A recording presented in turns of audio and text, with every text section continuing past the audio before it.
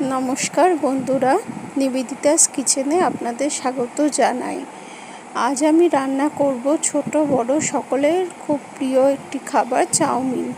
এর জন্য আমার লাগবে গাজর ও বিনস কুচি করে রেখেছি, দেখতে পাচ্ছেন, ক্যাপসিকাম কুচি, পেঁয়াজ কুচি, টমেটো কুচি আর বাদাম, আর একটু আদা বাটা সামান্য লাগবে, আর নুন হলুদ তো লাগবে, হলুদ খুব সামান্য, আর নুন লাগবে। এজন্য প্রথমে আমি গাজর, কড়াইতে তেল গরম করে গাজর আর বিনসগুলোকে ভাজতে দিয়ে দিয়েছি।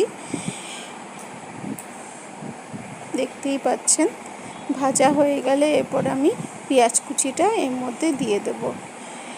এটি একটি অতি পরিচিত খাবার।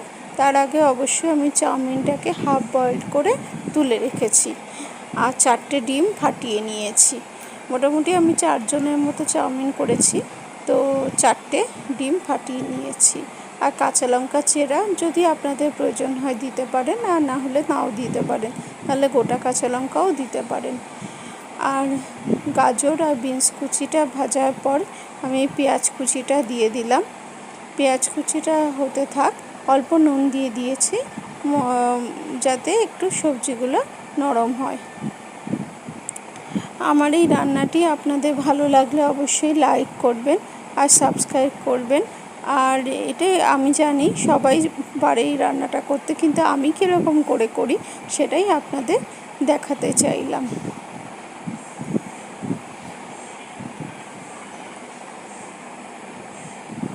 এরপর আমি ক্যাপসিকাম কুচিটা দিয়ে দিয়েছি, আর আদা বাটাটা অল্প, আদাটা আমি বাটিনি মিক্সিতে, আদাটা আমি গ্রেটারে গ্রেট করে নিয়েছি, গ্রেট করে নিয়ে দিয়েছি।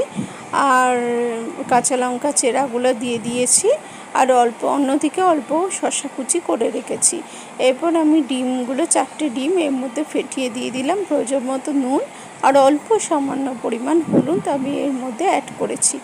এরপর রেডি হয়ে গেছে আমাদের চাউমিনগুলোকে দিয়ে আমি নাড়াচাড়া করে নামিয়ে নিলাম। প্রয়োজন মতো নুন অবশ্যই দিয়েছি। এবার দেখতে পাচ্ছেন চাউমিনটা আমাদের রেডি।